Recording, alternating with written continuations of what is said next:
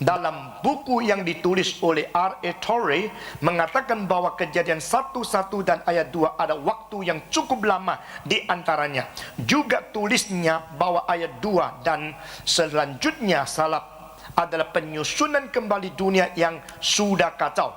Apakah ini bersifat ilmiah atau dapat diterima dengan rasio? Mohon penjelasan. Nah, kalau saudara memperhatikan di bahasa Ibrani, maka di dalam istilah ini dipakai di ayat pertama, yaitu bara. Istilah bara berarti cipta dari tidak ada menjadi ada. Lalu istilah yang lain yaitu asyah sama yatsa. Asa sama yatsa itu ada dibikin kembali atau dibentuk kembali, dibentuk lagi.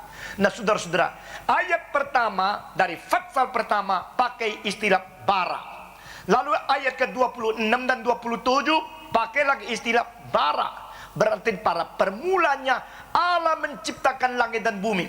Pada waktu dia menciptakan manusia, dia mengatakan mari kita menciptakan manusia menurut peta dan teladan kita. Di dalam seminar mengenai Tritunggal saya sudah menjelaskan tentang istilah kita yang dipakai oleh dirinya Allah, yaitu semacam dialog antara Tritunggal, ketiga pribadi di dalam Allah yang esa. Mereka berkata kepada diri sendiri. Nah, saudara-saudara, di sini kita melihat pada ayat pertama, ayat 26, ayat 27, itu istilah bara dipakai. Tetapi pada hari keempat Allah menciptakan matahari, menciptakan bulan dan sebagainya, tidak memakai istilah itu, tetapi memakai asyah atau yatsa. Di sini ada kemungkinan menimbulkan teori untuk Fatsal pertama ayat 1 sama 2 dipisahkan. Nah, di situ istilah Allah menciptakan langit dan bumi. Bumi adalah, itu istilah adalah.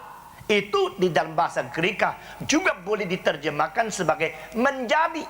Maksudnya ada kemungkinan atau tidak Allah sudah menciptakan alam semesta dengan baik.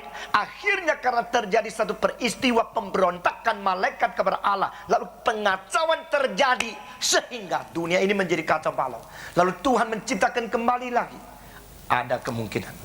Jadi orang yang memegang teori itu, mereka menganggap bahwa antara ayat pertama dan ayat 2 mempunyai satu jarak waktu yang jauh sekali. Tapi ini tidak bisa dimutlakkan.